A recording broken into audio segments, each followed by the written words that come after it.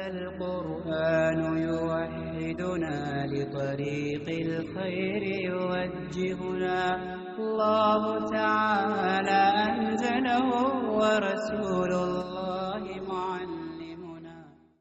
الحمد لله رب العالمين والصلاة والسلام على رسوله محمد وعلى آله وأصحابه أجمعين، أما بعد، فأعوذ بالله السميع العليم من الشيطان الرجيم، بسم الله الرحمن الرحیم۔ وَيَسْأَلُونَكَ، اور سوال کرتے ہیں لوگ آپ سے، عن ذی القرنین، ذو القرنین کے بارے میں۔ یہ اب تیسرا سوال تھا کہ ذو القرنین کون ہے؟ قل، کہہ دیجئے، سأتلو، ان قریب میں پڑھوں گا، علیکم، تم پر، منہ، اس کا، ذکرہ، کچھ حال۔ ذو القرنین، اس کے بارے میں بہت سے علماء نے اپنی اپنی رائے دی ہے۔ کوئی کہتے ہیں وہ اسکندر رومی تھا، کوئی کہتے ہیں کہ ایران کا بہت پرانا بادشاہ ہے وہ تھا، کوئی کسی کو بناتے ہیں، کوئی کسی کو بناتے ہیں۔ بہرحال اصل جو چیز ہے وہ شخصیت کا تعارف اللہ تعالیٰ نے اگر کرایا بھی ہے، اس کا نام بتا دیا ہے، باقی شخصیت کا تعارف اس کے کام سے اللہ تعالیٰ نے کرایا ہے کہ اس کے کام کو دیکھیں آپ، کہ باوجود اس کے کہ ان کے پاس بہت بڑا اقتدار تھا، تو اس اقتدار میں وہ اپنے آپ کو بڑا عاجز بنا کے رکھتے ہیں، کیونکہ لوگوں کے پاس جب اقتدار آتا ہے تو اقتدار ایک نشہ ہے، نشہ، طاقت ایک نشہ ہے، تو اس نشے میں انسان بہتا ہے، پرواہ نہیں کرتا نہ کسی اصول کی، نہ قانون کی، نہ اللہ کے حکم کی،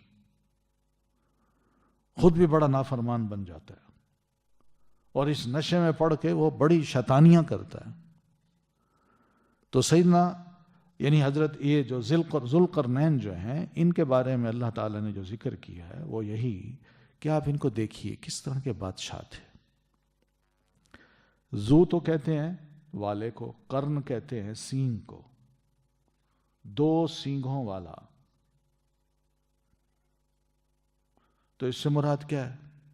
کچھ علماء یہ کہتے ہیں کہ ان کے سر پہ ایک ٹوپی ہوتی تھی جس کے دو سینگ بنے ہوتے تھے، تو اس وجہ سے ان کو ذو القرنین کہتے ہیں۔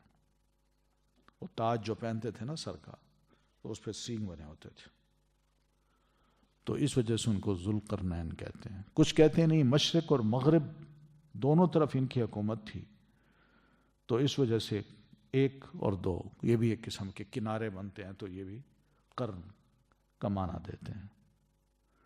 بہرحال ہر ایک نے اپنی اپنی ایک تعویل کی ہے۔ یہاں قرآن مجید میں کچھ پتہ نہیں چلتا کہ کون سا علاقہ تھا، کہاں ان کی حکومت تھی، لیکن اتنا ضرور ہے کہ ان کی زبردست بادشاہت تھی، اور اس بادشاہت میں انہوں نے بڑی فرصت جو اویل کی وہ یہی کی کہ میں نے اللہ کے نظام کو، عدل اور انصاف کو، غریب اور استحصال شدہ جو لوگ ہیں ان کی مدد کو اپنی زندگی کا یا اپنی بادشاہت کا ایک بہت بڑا فریضہ سمجھا ہے، تو وہ اس کام کے لیے نکلتے ہیں۔ تو اس وجہ سے فرمایا کہ قل، کہہ دیجئے، سأتلو علیکم، ان قریب میں پڑھوں گا تم پر، منہ، اس کا، ذکرہ، کچھ حال۔ یہ حال اگر آپ پڑھیں گے تو پتہ چلتا ہے کہ یہ ذو القرنین پکا مسلمان تھا، موحد تھا، اللہ تبارک و تعالی کا مطیع اور فرما بردار تھا، اور اللہ کا بڑا عاجز بندہ تھا، باوجود اس کے کہ ان کے پاس بڑا زبردست اقتدار تھا، کسی لمحے بھی وہ اللہ تعالیٰ کو بھولا نہیں ہے۔ تو اس لیے ماضی کے جتنے بھی بادشاہ بتائے جاتے ہیں نا، سکندر رومی، یہ کوئی مسلمان نہیں تھا، سمجھ آئی نا، یہ مسلمان نہیں تھا۔ بڑے بڑے جو لوگ تھے شیطان کی صفت کے، وہ اس کے مشیر تھے۔ پھر اسی طرح ایران کا کوئی پرانا بادشاہ، اس کا بھی نام لیتے ہیں کہ وہ مراد ہے، وہ بھی نہیں، اس کے بارے میں بھی کچھ پتہ نہیں چلتا کون تھا۔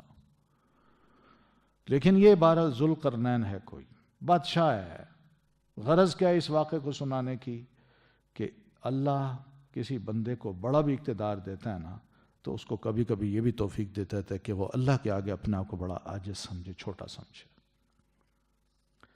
تو انا مکننا لہو، بے شک ہم نے اقتدار دیا تھا لہو اس کو، فی الارض زمین میں، وآتیناہ اور دیے تھے ہم نے اسے، من کل شیء ہر چیز سے، سببا اسباب۔ اللہ فرماتے ہیں ہم ہی نے ان کو زمین میں اقتدار دیا تھا، بڑا طاقتور بادشاہ تھا یہ، اس کے اقتدار کا ڈنکا ہر جگہ بجتا تھا، اور پھر ان کو ہر قسم کے وسائل فراہم کر دیے تھے، یعنی اپنے ملک کو بڑھانے کے لیے، اپنی فوج کو یا فتوحات کرنے کے لیے، اور جو کچھ بھی ان کو وسائل کی ضرورت تھی، فوج ہے، ایڈمنسٹریشن ہے، ہتھیار ہیں، پھر اسی کے علاوہ جنگی ساز و سامان ہے، پھر ملک کا نظام ہے، اس کے لیے اچھے بندے ہیں، یہ سارے کے سارے اللہ فرماتے ہیں ہم نے ان کو وسائل فراہم کر دیے تھے۔ اب وسائل موجود ہوں پھر انسان اللہ کا بندہ نہ بنے تو یہ تو بڑا مشکل ہوتا ہے، پھر اللہ وسائل بھی صحیح نہیں دیتا۔ اقتدار سچا طبیب ہوتا ہے جب بندہ مخلص ہو کہ میں نے واقعی اللہ کا بندہ بن کے، اس کا خلیفہ بن کے میں نے کچھ اچھے کام کرنے ہیں اور انصاف کرنا ہے، تو اللہ تعالیٰ وسائل بھی دے دیتا ہے، اچھے افراد بھی دے دیتا ہے جو بہترین مددگار ہوتے ہیں، اور پھر اس کے ساتھ ساتھ دوسرے جتنے بھی محکمے ہوتے ہیں حکومت کے، ان کے لیے بھی بڑے اہل لوگ مل جاتے ہیں، اور حکومت بڑی کامیاب چلتی ہے، اور اللہ اور بہت کچھ دے دیتا ہے جس سے کہیں بھی کوئی کمی نظر نہیں آتی کہ اقتدار نہیں چل سکتا۔ تو فَأَتْبَعَ سَبَبًا، تو انہوں نے پیچھے لگایا ان تمام اسباب کو، یعنی ٹھیک ہے جی یہ اسباب اللہ نے دے رکھے ہیں تو اب اس کا استعمال کرتے ہیں، تو اپنے ان وسائل کو لے کے وہ چل پڑے۔ پہلے تو گئے ادھر مغرب کی طرف، ویسٹ کی طرف، اور ویسٹ کی طرف چلتے چلتے چلتے ایک ایسی جگہ پہنچے جہاں زمین کا اینڈ تھا اور آگے پانی ہی پانی تھا، اور ہے بھی زمین ہے ہی ایسی، زمین میں سمندر بھی 2/3 تو سمندر ہے اور 1/3 خشکی ہے۔ تو بہرحال وہ جدھر بھی اس نے رخ کیا تو مغرب کی طرف گئے، تو وہاں چلتے چلتے جہاں زمین کا اینڈ ہوتا تھا اور آگے پانی پانی تھا، وہاں جب پہنچے تو منظر جو تھا وہ یوں تھا کہ وجدہا تغرب، انہوں نے پایا کہ سورج غروب ہو رہا ہے، فی عین، ایک چشمے میں، حمیۃ، سیاہ کیچڑ والے، یعنی ایک منظر ہے، یہ نہیں ہے کہ سورج جا کے سیاہ کیچڑ میں غروب ہو جاتا ہے، دور سے انسان دیکھے نا سورج غروب ہو رہا ہے، پانی ہر طرف ہو تو اس کا کیا ہے، کیسا منظر نظر آتا ہے، وہ ایسے ہی نظر آتا ہے کہ بالکل سیاہ کیچڑ ہے اور پانی جو سورج جو ہے نا اس میں غروب ہو رہا ہے۔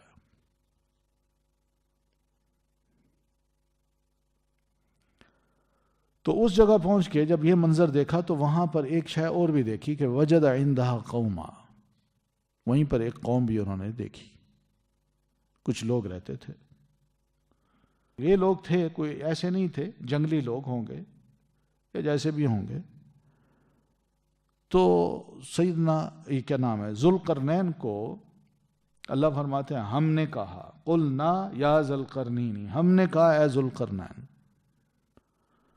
اب یہاں سے کچھ لوگوں نے دلیل یہ لی ہے کہ ذوالقرنین کوئی نبی تھے، کیونکہ اللہ فرما رہے ہیں قلنا، ہم نے کہا اے ذوالقرنین، تو یہ مسئلہ نہیں ہے، مسئلہ یہ ہے کہ ہو سکتا ہے کہ ان کے ساتھ کوئی اللہ کے نبی ہوں، جیسا کہ طالوت جو تھے، طالوت بادشاہ جو تھا ان کے ساتھ ایک نبی تھے نا، ہے نا، تو وہ نبی جو تھے ان پر جو وحی اترتی تھی وہ بادشاہ کو بتاتے جاتے تھے، اور اس طرح یہاں بھی یہ ہو سکتا، ٹھیک ہے، یا پھر یہ بھی نہیں ہوتا کہ بھئی چلے نبی نہ ہو تو اللہ تعالیٰ دل میں ایک بار ڈال دیتا ہے کہ بھئی دیکھو تم بادشاہ ہو، دھیان کرنا، اقتدار کے نشے میں آ کے تلوار ایسے نہ چلا دینا، تو قلنا، ہم نے کہا، یا ذوالقرنین، اے ذوالقرنین، اما ان تعذب، خواہ یہ کہ تو سزا دے اس قوم کو، پکڑ لو، قیدی بناؤ، قتل کر دو، لوٹ لو ان کو، وَإِمَّا أَن تَتَّخِذَ فِيهِمْ حُسْنًا، اور خواہ یہ کہ تو اختیار کرے ان کے معاملے میں بھلائی۔ یہ دونوں اختیارات آپ کے پاس ہیں، بادشاہ ہیں آپ، تو بادشاہ ہونے کی صورت میں آپ چاہیں تو ان کے ساتھ برا سلوک کریں، چاہیں تو اچھا سلوک کریں، یہ آپ کی مرضی ہے۔ اب دیکھیے یہ اس کا چناؤ ہے، یہ انتخاب ہے ذوالقرنین کا کہ میں نے کیا کرنا ہے۔ قالا، اس نے کہا کہ جس شخص نے کوئی زیادتی کی اس قوم میں سے، جس شخص نے بھی کوئی زیادتی کی، ظلم کیا یا شرک کیا، کفر کیا، یا ہمارے قانون کو نہ مانا، یا ہمارے ہوتے ہوئے کسی کے اوپر ظلم کیا، تو فسوف نعذبہ، تو ہم اس کو ضرور سزا دیں گے دنیا میں، چاہے اس کو قتل کریں، چاہے اس کو قید کریں، چاہے اس کو کوڑے لگائیں، سزا دیں گے۔ ثم، پھر یرد الی ربہ، وہ لوٹایا جائے گا اپنے رب کی طرف، یعنی جب مرے گا تو فیعذبہ عذابا نکرا، تو وہ بھی اس کو عذاب دے گا، عذاب بڑا سخت۔ یہ ایمان ہے ذوالقرنین کا آخرت پر، مانتا ہے وہ، بڑی عاجزی کا اظہار ہے کہ دنیا میں اگر میں نے کسی کو سزا دے دی تو دے دی، لیکن بہرحال بندے نے واپس پلٹ کے جانا اپنے رب کے پاس ہے۔ اگر کفر کی حالت میں جاتا ہے تو اس کا رب اس کو بڑی سخت قسم کی سزا دے گا، میری سزا تو معمولی ہوگی پھر۔ وَأَمَّا مَنْ آمَنَا، اور رہا وہ جس نے جو ایمان لایا، وَعَمِلَ صَالِحًا، اور اس نے عمل کیے نیک، فَلَهُ، تو اس کے لیے جزاءً الحسنى، جزا ہے بڑی اچھی۔ وَسَنَقُولُ، اور قریب کہیں گے ہم، لَهُ، اسے، مِنْ أَمْرِنَا، اپنے کام میں سے، یسرا، آسان۔ باقی رہا وہ شخص جو ایمان لایا، اب دیکھیں وہ ظلمہ کے مقابلے میں اب دوسرا بندہ ہے جو ایمان لایا، وَعَمِلَ صَالِحًا، اور اس نے عمل کیے نیک، یعنی ہمارے ہوتے ہوئے اس نے کوئی شرارت نہیں کی بلکہ مومن بن گیا، نیک عمل بھی کرتا ہے، تو ہماری طرف سے فَلَهُ جَزَاءً الْحُسْنَى، اس کے لیے بڑی اچھی جزا ہے، یہ جزاءً الحسنى ہے۔ ٹھیک ہے، آپ نے دیکھا یہاں نون چھوٹا لگا ہوا ہے، نون قطنی ہوتا ہے نا یہ، ہاں، اس کا قاعدہ میں نے بتایا تھا نا، کوئی یاد ہے کہ اس کو ہم پڑھتے ہیں جزاءً الحسنى، یہ نون کیوں لگتا ہے؟ آپ ساؤنڈ کو دیکھیں، جزاءً، اینڈ میں کیا ہے؟ نون ہے، وہ نون لکھا گیا۔ اب نون کو دیکھیں، جزاءً، نون کے اوپر کیا ہے؟ جزم ہے، ٹھیک ہے، پھر آگے الحسنى، الف کے اوپر تو کچھ نہیں، لام کے اوپر بھی جزم ہے، اب ادھر بھی جزم ہے ادھر بھی جزم ہے، ان دونوں کو آپس میں ملانا ہے، ٹھیک ہے، تو ملانے کے لیے کوئی نہ کوئی ہمیں اعراب لگانا پڑے گا، یا زبر لگائیں یا زیر لگائیں یا پیش لگائیں، ٹھیک ہے نا، اگر پیش ہوتی تو پھر تو بڑا آسان تھا، جزاء الحسنى، وہاں نون لگانے کی ضرورت ہی نہیں تھی، اور اگر اسی طرح زیر ہوتی تو وہ بھی جزاء الحسنى پڑھ لیتے ہم، لیکن جزاء جو کہہ رہے ہیں، نون کی آواز جو نکل رہی ہے، تو اس کو جب اگلے کے ساتھ ملانا ہے تو یہ بھی ساکن ہے یہ بھی ساکن ہے، تو اس کا قاعدہ یہ ہے کہ دو سکون کو ہم اکٹھے تو نہیں پڑھ سکتے، یعنی ایک حرف یہ ساکن ہو یہ بھی ساکن ہو، اس کو ہم کیسے پڑھیں گے؟ وہ تو نہیں پڑھ سکتے، تو اس کا قاعدہ یہ ہے کہ الساکن، ساکن، سکون والا یعنی جزم والا حرف جو ہے، اذا حرک، اگر اس کو اس کے ساتھ ملانا ہے، اگلا بھی ساکن ہے، تو اس کو حرکت اگر دینی ہے ہم نے تو حرک بالکسر، اس کو حرکت کس کی دیں گے ہم؟ کسرے کی، تو جزاء نیل، جزاء الحسنى، یوں بن جائے گا پھر، ٹھیک ہے، تو یہاں وہی قاعدہ ہے، جزاء الحسنى، تو جزا ہے اچھی، یعنی ہماری ٹیریٹری میں، ہماری حکومت میں جس شخص نے مومن بن کے عمل صالح کر کے کوئی کام کیا یا ایسا بن کے رہا، تو ہماری طرف سے اس کو بہترین جزا ملے گی، وہ ایک اچھا شہری ثابت ہوگا. اور وَسَنَقُولُ لَهُ مِنْ أَمْرِنَا يُسْرًا، باقی ہم اپنا جب اس کو حکم بھی دیں گے تو بڑا آسان دیں گے. اس کے ایمان اور عمل صالح کی وجہ سے اس کے ساتھ ہمارا سلوک بڑا ہلکا ہوگا، بڑا ریلیکس کرے گا، وہ خوش رہے گا ہمارے ساتھ. باقی جس نے ظلم کیا اس کو ہم سزا دیں گے. یہ انصاف ہے کہ طاقت کا نشہ نہیں ہے، اختیار موجود ہے، غلبہ بھی پا لیا ہے قوم پہ، فورسز بھی موجود ہیں اپنی، لیکن انصاف کی بات کر رہے ہیں کہ جس نے ظلم کیا اس کو سزا ملے گی. جو اچھا رہا، مومن بن کے رہا، نیک عمل کیے تو ہم اس کے لیے بڑی بہترین جزا بھی دیں گے، اور اس کو ہم اپنے معاملات میں بھی بڑا آسان حکم دیں گے تاکہ وہ آرام سے جی سکے. ثم اتبع سببا، پھر اس نے پیچھے لگایا اسباب کو. اب پھر وہاں سے آگے چلے. حتی اذا بلغ، یہاں تک کہ جب وہ پہنچ گیا مطلع الشمسی، طلوع ہونے کی جگہ سورج کے، یعنی وہ ایسی جگہ پہنچے جہاں سورج ایسی قوم پر طلوع ہو رہا تھا کہ سورج اور ان کے درمیان کوئی پردہ نہیں تھا. تو ان کی حالت زار کو دیکھا تو وہاں بھی ذوالقرنین نے ان لوگوں کے ساتھ کیا سلوک کیا اس کا ذکر تو نہیں ہے، لیکن جیسے مزاج ان کا پہلے پتہ چل رہا ہے کہ بادشاہت ہے، وسائل موجود ہیں، اور ایسی قوم کی اس حالت کو دیکھ کے ظاہر ہے ان کا دل بڑا پسیجا ہوگا کہ یہ انسان ہیں، ایسے بستے ہیں، ان کے پاس کوئی بھی نہ کپڑے ہیں، نہ رہائش کی کوئی خاص جگہیں ہیں. تو بہرحال ان کی اس حالت کو دیکھ کے ان کو ضرور ترس تو آیا ہوگا کہ سورج کی روشنی براہ راست ان پر پڑتی ہے اور یہ اس طرح یہ جی رہے ہیں. کذالک، اسی طرح. وقد احطنا، اور تاکہ گھیر رکھا تھا ہم نے. تو یہ بھی اس دور کا ایک منظر اللہ تعالیٰ نے دکھایا ہمیں کہ اس دور میں کچھ قومیں یا لوگ ایسے بھی تھے جو جنگلوں میں آباد تھے، پھیلے ہوئے تھے، اور ان کا رہن سہن جو تھا وہ اسی قسم کا تھا. آج بھی افریقہ کے کئی جنگلوں میں ایسی قومیں آباد ہیں. تو اللہ فرماتے ہیں ہمیں سب پتا تھا کہ ذوالقرنین جو ہیں وہ کیا کر رہے ہیں، کیا نہیں کر رہے. ہم پوری طرح باخبر تھے. تو پوری طرح باخبر کا مطلب پھر یہی ہے کہ یہاں بھی انہوں نے کچھ نہ کچھ خیر کے کام کیے ہوں گے اس قوم میں. ثم اتبع سببا، پھر اس نے پیچھے لگایا اسباب کو، یعنی جو سورسز تھے وہ سب لے کے چل پڑے.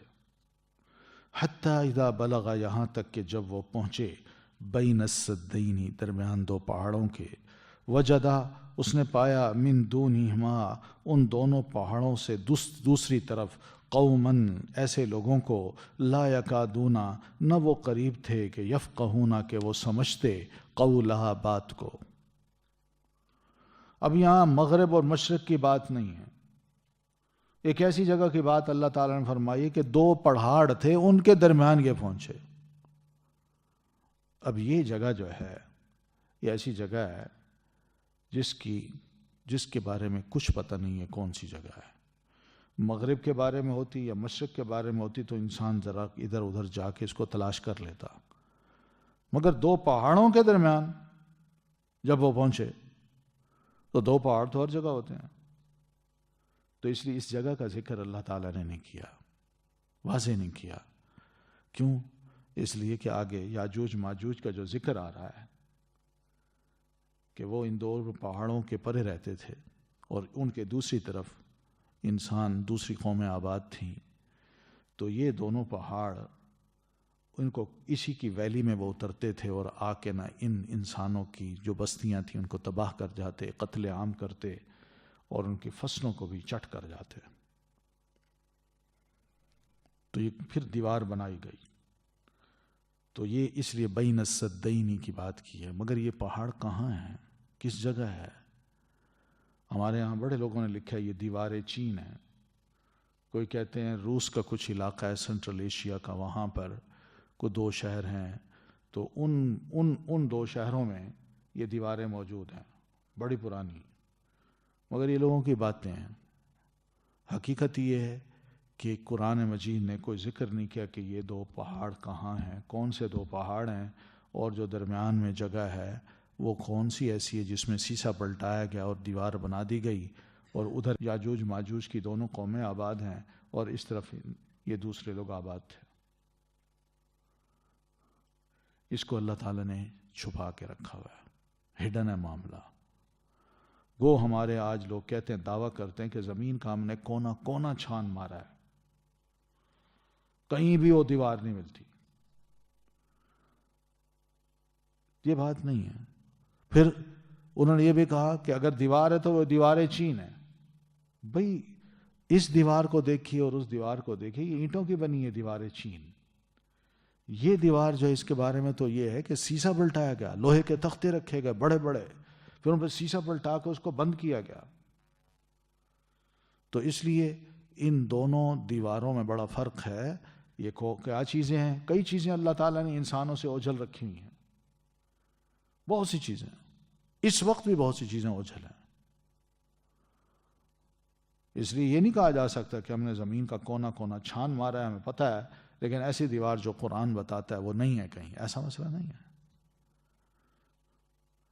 تو وجد من دونہ ما قوما، تو انہوں نے پایا ان دونوں سے دوسری طرف ایسے لوگوں کو، لا یکادون یفقہون قولا، جو بات نہیں سمجھ پاتے تھے، یعنی ان کی زبان کچھ اور تھی اور ذوالقرنین کی اور اس کی فورسز کی زبانیں کچھ اور تھی۔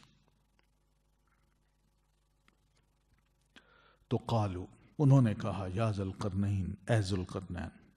اب وہ خود جو ہے نا، جن کی بات سمجھ نہیں پاتے تھے، وہ خود گویا ہوئے اور ذوالقرنین سے انہوں نے بات کی۔ اب ذوالقرنین ان کی باتیں سمجھتے تھے، کوئی بڑی بات نہیں، اللہ تعالیٰ نے ان کے اندر یہ ملکہ رکھا ہو کہ وہ جہاں بھی جائیں ان کی زبان سمجھ جائیں۔ جیسے سلیمان علیہ السلام جو تھے، ان کو جانوروں کی، کیڑوں مکوڑوں کی بولیاں اللہ تعالیٰ نے سکھا دی تھیں، وہ سمجھتے تھے ان کی باتوں کو۔ تو اسی طرح ذوالقرنین کو بھی اللہ تعالیٰ نے ایسا ملکہ دیا ہو کہ بھئی تم ان کی بات سمجھ لے اور کمیونیکیٹ کر سکو۔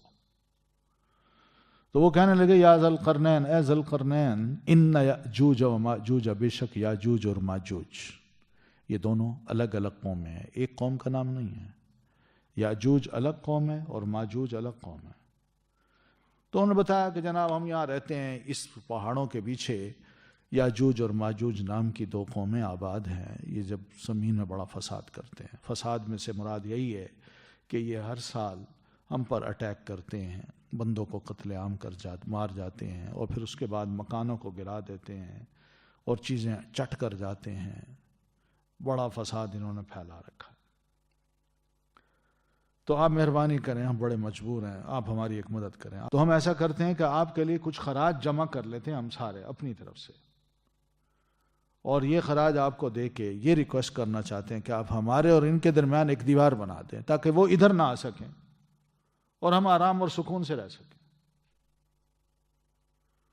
قال، ذوالقرنین نے کہا، ما مکنی، جو قدرت دی ہے مجھے، فیہ، اس میں، ربی، میرے رب نے، خیر، وہ بہتر ہے، فاعینونی، بس تم مدد کرو میری بھی۔ اب ذوالقرنین بادشاہ تھے، انہوں نے کہا اب غریب لوگ ہیں، ان سے میں نے کیا پیسے لینے ہیں، اللہ تعالیٰ نے مجھے بہت کچھ دے رکھا ہے، یہ مجھے کہتے ہیں ہم آپ کو خراج دینا چاہتے ہیں یا ٹیکس دینا چاہتے ہیں، نہ، مجھے نہیں چاہیے۔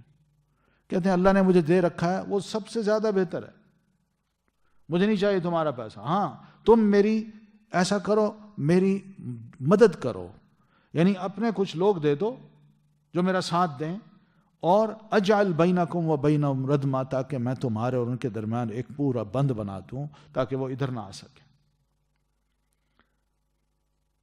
ٹھیک ہے، یعنی چیزیں میرے پاس موجود ہیں، پیسوں کی ضرورت نہیں ہے، مجھے کام کرنے والوں کی ضرورت ہے، نفری چاہیے، آپ مجھے نفری دے دیں، کچھ آئیں لوگ میرے ساتھ مدد کریں۔ تو وہ آ گئے، اب یہ کام شروع ہو گیا۔ آتونی، دو مجھے، زبر، تختے، الحدید، لوہے کے۔ زبر کس کی جمع ہے؟ زبور کی۔ اب وہ لوہے کے تختے تیار ہوئے، بڑے بڑے تختے. تو ان تختوں کو لے کے انہوں نے کیا کیا کہ دو پہاڑوں کے درمیان کا جو خلا تھا ان تختوں سے پر کر دیا، یعنی ایک پوری دیوار بنا دی. لوہے کے بڑے بھاری بھاری تختے، وہ دیوار بن گئی. اب کہنے لگے قال انفخوا، پھر کہنے لگے پھونکو، مراد یہ کہ آگ جلاؤ، کہ مجھے پگھلا ہوا تانبا دو، میں اس دیوار کے اوپر وہ گرا دوں، تاکہ الٹا دوں، تاکہ اس کا جو درزیں جو ہیں وہ بھی بند ہو جائیں اور ایک سالڈ دیوار بن جائے.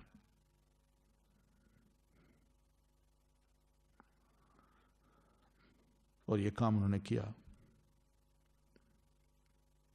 اب جو غور طلب بات ہے وہ یہی ہے کہ لوہے کے تختے بنانا یہ اس دور کی ٹیکنالوجی ہے. پھر ان تختوں کو فکس کرنا ایک پوری دیوار بنا کے، پھر ان ساری دیوار کو آگ کی طرح، انگارے کی طرح سرخ کرنا. یہ اس دور میں پتہ نہیں کہاں سے انہوں نے یہ میٹیریل لیا ہوگا، کون سی ایسی بھٹیاں جلائی ہوں گی کہ کھلی جگہ ہے اور پہاڑی علاقہ ہے. اس پہاڑی علاقے میں اس قسم کی دیوار کو، ساری کی ساری دیوار کو، کوئی معمولی دیوار نہیں ہوگی، دو پہاڑوں کے درمیان کی دیوار ہے، ٹھنڈی ہوا چلنے والی، اور پوری دیوار کو انگارے کی طرح سرخ کرنا ہے. یہ کون سی ٹیکنالوجی ہے؟ پھر اس کے بعد جب وہ سرخ ہو گیا تو پھر پگھلا ہوا تانبا، یہ پتہ نہیں کہاں انہوں نے پگھلایا اس کو، پہاڑ کی چوٹی پہ یا نیچے. اور پھر وہ تانبا جو ہے نا ذرا پگھلا ہوا ہو تو تھوڑی دیر کے لیے، چند لمحے کے لیے اس کو چھوڑ دیا جائے، جم جاتا ہے. تو اس پورے تانبے کو، پگھلے ہوئے تانبے کو اٹھا کے اوپر لانا چوٹی پہ، اور پھر لمبی دیوار پہ، پتہ نہیں اس وقت کون سی ایسی مشینری تھی کہ وہ پوری دیوار پہ برابر کر کے، برابر سطح پہ بالکل، یعنی اس پہ پورا تانبا انڈیلنا، اور ایسا انڈیلنا کہ اس کی درزیں، ایک ایک درز جو ہے نا نیچے تک وہ پر ہو جائے. سوچنے کی بات ہے. یعنی آج کے دور میں نہیں سمجھتا کہ ہمارے پاس اتنی ٹیکنالوجی ہو کہ ایک بہت بڑی دیوار ہو لوہے کی، اس کو پہلے سرخ کیا جائے. وہ سرخ کہاں رہے گی بھائی؟ پھر اس کے بعد تانبا جو ہے نا اس کو پگھلا کے پہاڑ کی چوٹی پر اگر اس کو پگھلایا جاتا ہے، تب بھی اس کو پگھلا کے آخر کوئی شے تو ایسی ہوگی نا، پوری لمبی دیوار پہ اس کو پگھلا کے یوں پھینکنا جو اینڈ تک چلا جائے اور چاروں طرف سے وہ بند ہو جائے. یہ کیا چیز تھی؟ یہ قابل غور چیزیں ہیں. آج کے دور میں ہمارے انجینئر حضرات یا دوسرے یہ سوچ سکتے ہیں بھائی کیا ٹیکنالوجی تھی اس دور کی. کیا یہ واقعی آج ہمارے پاس ہے؟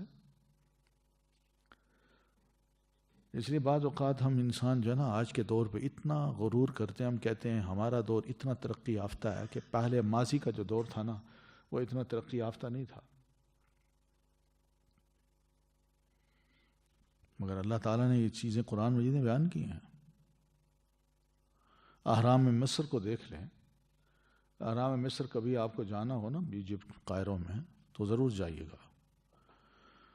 میں گیا ہوں وہاں، تو آپ یقین مانیں کہ اس کا اہرام جو ایسے بنے ہوئے نا، ایسے اس کی جو ایک ایک اینٹ ہے، ایک ایک اینٹ وہ انسانی قد سے بھی زیادہ بڑی ہے، چوڑی اور لمبی. وہ کم از کم میں ویسے بتا رہا ہوں 20 فٹ ہوگی، کم از کم 50 فٹ بھی ہو سکتی ہے، اور اتنی ہی چوڑی. اب یہ وہاں کوئی پہاڑ نہیں ہے ارد گرد، پتہ نہیں کہاں سے پتھر کاٹ کے لائے، پوری کی پوری چٹانیں، اور لا کے وہ ایک چٹان کے اوپر دوسری، پھر تیسری، پھر چوتھی، ترتیب سے رکھتے گئے. نیچے والی جو فاؤنڈیشن تھی وہ ظاہر ہے بڑے بڑے پتھر ہیں، پھر ان کے اوپر ذرا اور چھوٹے، پھر اس کے اوپر اور چھوٹے، پھر اور چھوٹے، وہ چڑھتے جائیں اوپر جا کے کہیں کو میرا خیال ہے کہ 30-40 سٹیپس جو ہے نا اوپر جا کے پھر ایک پتھر جو ہے نا اوپر رکھا جاتا ہے. تو پیرامڈز ایسے بنے ہوئے ہیں. کھلا ریتلا علاقہ ہے, وہاں یہ پیرامڈز بنے ہوئے ہیں. انسان تھے وہ بھی, انہوں نے بھی یہ کام کر ڈالا ہے. آج کے دور میں کرینوں کے بغیر سوچے نہیں جا سکتا. اور پھر اتنا بڑا پتھر کون سی کرین اٹھائے گی؟ اس کو تراشنا, اس کو برابر کرنا چاروں طرف سے, بالکل. تو یہ ہم جو کہتے ہیں نا کچھ عرصہ پہلے کے لوگ پتھر کے دور کے تھے, یہ محض لوگوں کی باتیں ہیں. حقیقت ہے ہم انسان الحمدللہ شروع سے ہی بڑے مہذب آ رہے ہیں. ایسا مسئلہ نہیں ہے کہ ہم اپنی ترقی پہ اتنا مغرور ہوں کہ ماضی کو ہم بالکل خاطر میں نہ لائیں اور اس سے کوئی سبق حاصل نہ کریں. بہت کچھ پڑھا ہے دنیا میں, بہت کچھ, اس وقت بھی بہت کچھ پڑھا ہے. آپ ذرا گھومیں پھریں, دیکھیں دنیا میں کیا کچھ لوگوں نے کیا کچھ بنایا ہے, حیران ہوتا ہے بندہ, حیران ہوتا ہے. کیا زبردست شاہکار ہیں جو اس وقت بھی زمین پہ موجود ہیں, جو اللہ تعالیٰ نے انسانوں کو سمجھانے کے لیے بتایا کہ جتنی بھی تم ترقی کر لو لیکن آج اس جیسی شے تم بنا کے دکھاؤ. ایک بلو ماسک ہے استنبول میں, کبھی موقع ملے تو وہ جا کے دیکھیے گا. پھر اسی طرح ایک سلیمیہ ماسک ہے, یہ ترکی کا وہ شہر ہے جو یونان کے بارڈر پہ ہے, ادرنا اس کو کہتے ہیں. اس میں یہ ماسک ہے سلیمیہ. وہ آپ جائیں ان دونوں کو دیکھیں, 700-800 سال پرانی یہ مسجد ہے. آپ اندر جائیں گے تو لگتا ہے ایسے ابھی بنی ہے, انتہائی صاف ستھری, بہترین قسم کا پتھر لگا ہوا. اور وہاں جا کے جو باتیں سننے پڑتی ہیں ایسی کہ مسجد کیسی ہے, اس کی کیا کیا کوالٹیز ہیں, کس طرح یہ بنائی گئی, کس سوچ کے ساتھ بنائی گئی, کیا آئیڈیا کیا تھا, آپ وہ دیکھیں آپ حیران ہو. تو بہرحال یہ ہماری محض باتیں ہیں. آج کے دور میں ہم ایسے بات کرتے ہیں, ورنہ ماضی ہمارا بڑا اچھا تھا. ہم انسان ماضی میں بڑے ترقی یافتہ لوگ تھے. ٹھیک ہے نا. تو فمستطاعوا, تو نہ وہ طاقت رکھتے تھے, ان یظہروہ, کہ وہ چڑھ سکیں اس پر, ومستطاعوا, اور نہ وہ طاقت رکھتے تھے, لہو, اس میں, نقبا, سوراخ کرنے کی. اتنی زبردست قسم کی دیوار انہوں نے بنائی فلیٹ کہ جو یاجوج ماجوج کی قومیں تھیں ان کے پاس کوئی ذریعہ نہیں تھا, کوئی شے ایسی نہیں تھی کہ جس سے وہ اس دیوار پہ لگ کے اوپر چڑھ سکتے اور پھلانگ کے ادھر آ سکتے. ایک تو اوپر چڑھ نہیں سکتے تھے اس لیے کہ بالکل فلیٹ تھی, سیدھی دیوار تھی. کوئی کونا کھدرا ایسا نہیں تھا کہ جس کو کوئی ہاتھ لگا کے پکڑ کے ذرا اوپر چڑھ پاتے اور پاؤں ٹکا لیتے کہیں. بالکل سیدھی فلیٹ دیوار تھی, ایک قدم بھی وہ اوپر نہیں چڑھ سکتے تھے. تو چڑھنا بھی ناممکن ہو گیا, ایسی دیوار بنائی. وَمَسْتَطَاعُوا لَهُ نَقْبًا, اور نہ وہ طاقت رکھتے تھے اس میں سوراخ کرنے کی.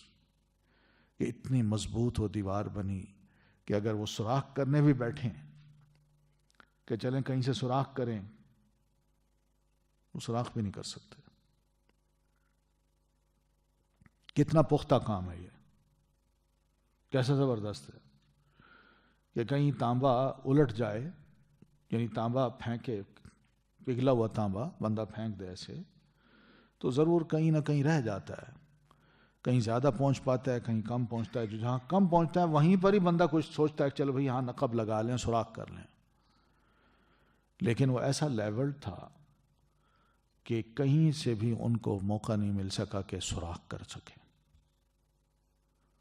نبی صلی اللہ علیہ وسلم فرماتے ہیں کہ یاجوج ماجوج کی قوم جو ہے وہ کیا کرتی ہے, روزانہ آتی ہے, وہ سوراخ کرتی ہے, اس دیوار کی نہ کوشش کرتی ہے ہم سوراخ کریں. تو کرتے کرتے شام ہو جاتی ہے, پھر کہتے ہیں اچھا کل آئیں گے. سارا دن لگے رہتے ہیں، کچھ نہیں ہوتا، پھر کل آئیں گے کل آئیں گے، اور ایک وقت آئے گا کہیں گے کل انشاءاللہ ہم آئیں گے، انشاءاللہ ہم یہ کام کر لیں گے، تو انشاءاللہ کہنے سے وہ سراغ کر لیں گے، پھر اس کے بعد نکل آئیں گے وہ۔ تو یہ بہت بڑا ایک پردہ ہے، اس زمین پہ وہ قوم آباد ہے، مگر لوگوں کو پتہ نہیں۔ سب کچھ ہم نے دیکھا، غاروں کے اندر، سمندر کے اندر جو غاریں بنی ہیں اس کی تہ تک گئے ہیں، مگر یہ چیز کہاں ہے؟ انسانوں کو آج تک پتہ نہیں چل سکی، اور یہ موجود ہے اس سرزمین پر، موجود ہے یہ مخلوق۔ کوئی کہتے ہیں یہ جی یہ چائنیز ہیں، یہ یاجوج ماجوج کی قوم ہے، ہاں؟ کوئی کس کو بنا دیتا ہے، کوئی کس کو بنا دیتا ہے، بھئی یہ نہیں ہے۔ اس لیے کہ قرآن مجید جس طرح کی بات کر رہا ہے نا، وہ یہ کہہ رہا ہے کہ وہ دیوار کے پیچھے ہیں، وہ آ ہی نہیں سکتے، نہ اوپر سے نہ نقب لگا کے، تو پھر وہ کون ہے؟ چائنیز تو ہمارے درمیان گھومتے پھرتے ہیں اور ہم بھی ان کے پاس چلے جاتے ہیں۔ تو اس لیے نہ کسی کو ہم رشین کو کہتے ہیں، رشین ہے، کوئی تاتاریوں کو کہتے تھے کہ تاتاری جب نکلے تھے چنگیز خان، ہلاکو خان، تو یہ وہ لوگ تھے جنہوں نے آ کے نا بالکل انہی جیسے کام کیے تھے۔ نہیں، ایسا مسئلہ نہیں ہے، یہ الگ ایک ہے، قوم ہیں، دونوں موجود ہیں، ابھی وہ نہیں نکلے، جب وہ نکلیں گے تو پھر کسی کو چھوڑیں گے نہیں۔ یہ قیامت کی نشانیوں ایک بڑی نشانی ہوگی کہ انہوں نے نکلنا ہے۔ حتی اذا فتحت یاجوج و ماجوج ومنہم من کل حدب ینسلون، تو جب کھول دیے جائیں گے یاجوج اور ماجوج، یعنی وہ سراغ کر کے نکل آئیں گے، تو پھر اس کے بعد وہم من کل حدب ینسلون، وہ چاروں طرف جو بھی اونچے علاقے ہوں گے وہاں سے وہ جو نیچے نکل آئیں گے، نیچے اتر آئیں گے بستیوں کی طرف، انسانوں کی بستیوں کی طرف، اور پھر انسانوں کو تباہ کریں گے، ماریں گے، کوئی نہیں بچے گا ان سے۔ ایک بہت بڑا فتنہ ہے، اس کا مقابلہ بھی کوئی نہیں کر سکے گا۔ سیدنا عیسیٰ علیہ الصلوۃ والتسلیم بھی اپنے چند مسلمان ساتھیوں کو لے کے وہ کہیں کوئی فلسطین کا کوئی علاقہ ہے، اس کا پہاڑی علاقہ، اس میں جا کے پہاڑ کے پیچھے جا کے چھپ جائیں گے، پھر اللہ سے دعا کریں گے، اللہ تعالیٰ سے گڑ گڑا کے سب مسلمان سیدنا عیسیٰ علیہ السلام سمیت اللہ تعالیٰ سے دعا کریں گے کہ اللہ ان کے مقابلے کرنے کی ہمت نہیں ہے، تو ہی کافی ہو ان کو۔ تو اللہ تعالیٰ ان کے گردنوں میں ایک کینسر سا پیدا کر دے گا، جس سے یہ سب کے سب ختم ہو جائیں گے۔ جیسے کہ وبا پھیلتی ہے نا، ایسی وبا پھیلے گی، وائرس۔ تو ان کی لاشیں زمین پہ پڑی ہوں گی، بڑی بدبو ہو جائے گی، بہت گندی بدبو ہوگی کہ انسان جا ہی نہیں سکیں گے کہیں۔ تو اللہ تعالیٰ ایک گدھ کی طرح نا کوئی بہت یعنی بڑے بڑے پرندے وہ بھیجے گا جو ان کی لاشوں کو اٹھا اٹھا کے کہیں دور جا کے پھینک دیں گے، اور پھر اس کے بعد بارش ہوگی اور زمین صاف ہوگی، پھر انسان نکلیں گے۔ پھر اس کے بعد جو زمین پھل اگائے گی وہ اتنا خوبصورت اور اتنا بڑا اور اتنا لذیذ ہوگا کہ ایک انار کو بھی کھانے کے لیے نا بہت سے بندے جو ہے نا ایک انار کو کھا لیں گے،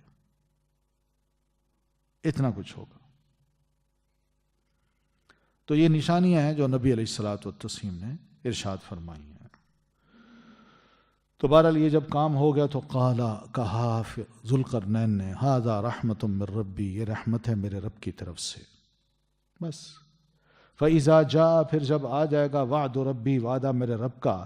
تو اتنا بڑا کام کر کے عاجزی کی انتہا دیکھیے کہ ذوالقرنین اکڑتے نہیں ہیں، کہتے ہیں ھذا رحمت من ربی۔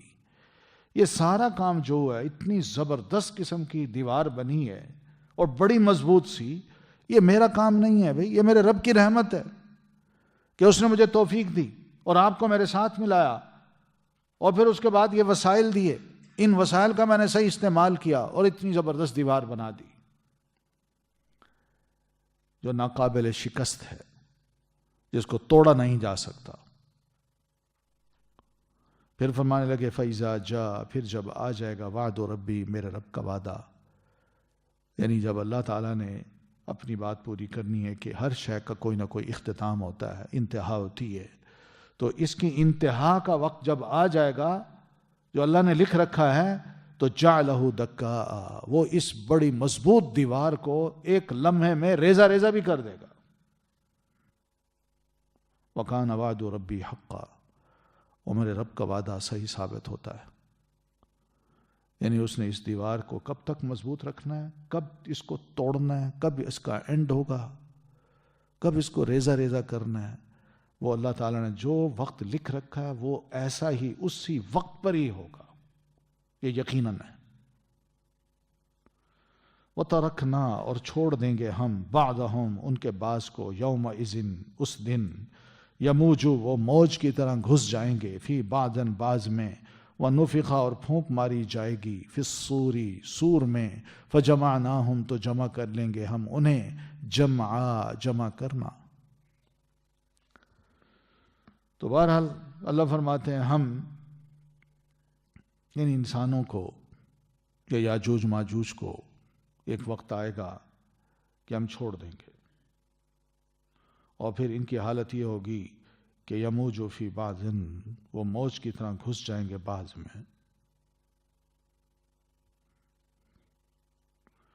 یہ اس دن سے کیا مراد ہے؟ یہ قیامت کا دن بھی ہے، اصل تو قیامت کا دن ہے، لیکن اس دنیا کا وہ دن بھی مراد ہو سکتا ہے جس دن یہ نقب لگا کے دیوار کو توڑ کے باہر نکلیں گے،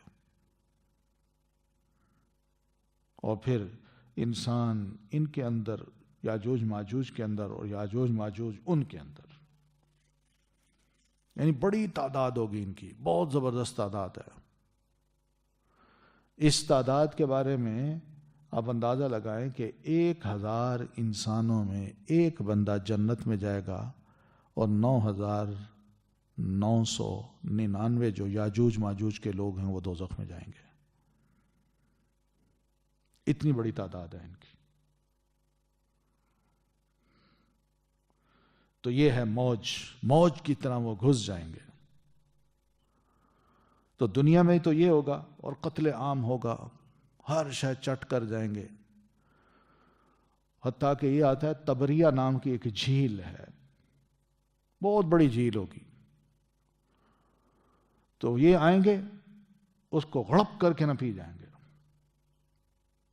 وہاں سے گزریں گے، پیچھے سے لوگ آئیں گے، انسان آئیں گے جو مختلف بستیوں کے، تو وہ وہاں سے گزریں گے، وہ کہیں گے کسی زمانے میں یہاں پانی تھا، کسی زمانے میں، یعنی اتنی وہ خشک ہو چکی ہوگی جو چند دنوں میں ہو جائے گی، اور آنے والے یہ حیران ہو کے دیکھیں گے اور کہیں گے کسی زمانے میں یہاں پانی تھا، حالانکہ وہ پانی ابھی ابھی ختم ہوا ہے۔ ایسی یہ قوم ہوگی۔ وَنُفِخَ فِي الصُّورِ، اور پھر پھونکا جائے گا سور میں، اور یہ قیامت کی اب علامت ہے۔ یہ دوسرا سور ہے جس میں سارے مار دیے جائیں گے پہلے سور کے بعد، پھر یہ دوسرے سور کے ثُمَّ نُفِخَ فِيهِ أُخْرَى فَإِذَا هُمْ قِيَامٌ يَنظُرُونَ، تو دوسرا سور جو ہی پھونکا جائے گا تو وہ سب کھڑے ہو جائیں گے اور ایک دوسرے کو دیکھ رہے ہوں گے۔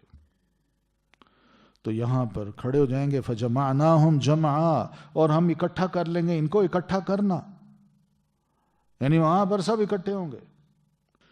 چلیے کافی ہے اتنا، باقی انشاءاللہ پھر کل پڑھیں گے۔ سبحانک اللہم بحمدک، اشہد ان لا الہ الا انت، استغفرک واتوب الیک۔